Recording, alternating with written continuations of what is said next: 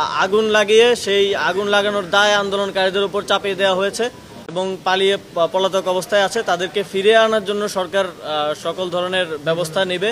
আপনাদেরকে হত্যা করার নির্দেশনা দেওয়া হয়েছে, আপনাদেরকে যাতে আর দেখা না যায় লিডারশিপে সেটার নির্দেশনা আমাদেরকে দেওয়া হয়েছে। কিন্তু ডিবিতে থাকা অবস্থায় এবং ডিবিতে যাওয়ার আগে যখন গুম থাকা অবস্থায়ও আমাদেরকে গোয়েন্দা সংস্থার পক্ষ থেকে যারাই আমাদের সাথে কথা বলেছে সবাই নানাভাবে ইনিয়ে বিনিয়ে এটা বলেছে যে আমরা দয়া দেখাচ্ছি, আপনাদেরকে করছি না, আপনারা আমাদের সাথে সহযোগিতা করেন, আন্দোলনটা প্রত্যাহার করেন।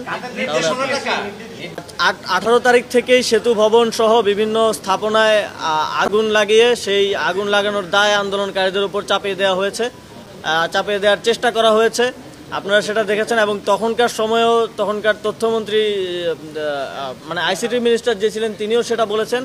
পরবর্তীতে বিভিন্ন মাধ্যমে আমরা নিশ্চিত হয়েছি এবং আন্দোলনের সময় আমরা এটা বুঝতে পেরেছি যে তারাই সরকারের পৃষ্ঠপোষকতায় এই স্থাপনাগুলোতে আগুন লাগানো হয় এবং তার দায় আন্দোলনকারীদের উপর চাপিয়ে দিয়ে সে সময় এক ধরনের ধরপাকড় এবং গ্রেফতার ব্লক রেড দিয়ে গ্রেফতারের কর্মসূচি চালানো হয়েছিল।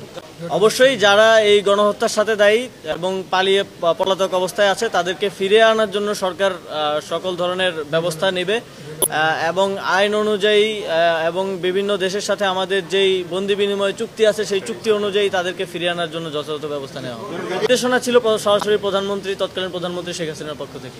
19 তারিখ আমাকে রাজধানীর গুলশান নিকেতন এলাকা থেকে উঠিয়ে নিয়ে যাওয়া হয়। ডিবি পরিচয় উঠিয়ে নিয়ে যাওয়া হলেও পরবর্তীতে আমরা জানতে পারি যে একটা বিশেষ গোয়েন্দা সংস্থায় এটা করেছিল এবং পরবর্তীতে আয়নাঘর পরিদর্শনের সময় আমি এবং নাহিদ ভাই দুজনেই নিশ্চিত হই যে আমাদের দুজনকে আলাদা আলাদা কক্ষে সেখানে রাখা হয়েছিল।